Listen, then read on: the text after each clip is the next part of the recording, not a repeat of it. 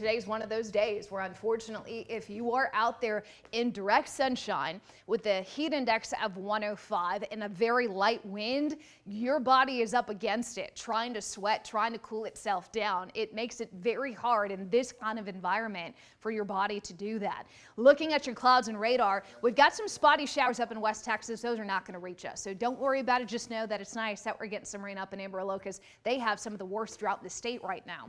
Live look outside, covert Bee Cave Automobile camera. You'll notice there's a little bit of wind there. A south wind 5 to 10 miles per hour is what I'm thinking today. High temperature of 100. That's exactly where we were yesterday. 99 is average. So pretty seasonable when it comes to this heat. We've got that sunshine taking over once these morning clouds clear.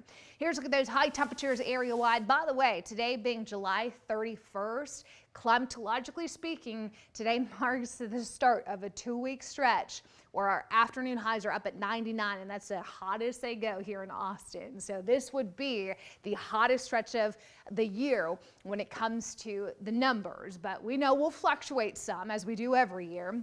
UV index today is an 11, so there will be a lot of sunshine out there. That temperature will be high today, but luckily we've got some relief tomorrow.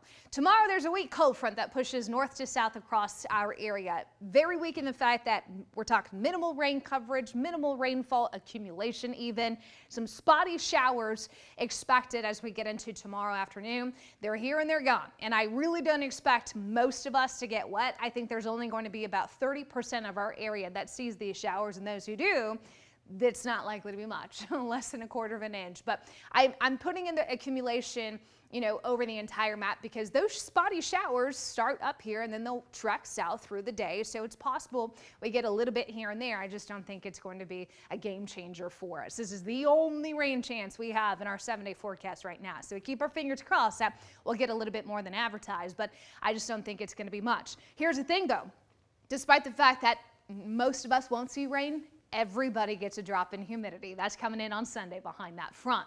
7-day forecast, 100 today with that mainly sunny sky this afternoon. 30% chance of those spotty showers, not talking severe weather.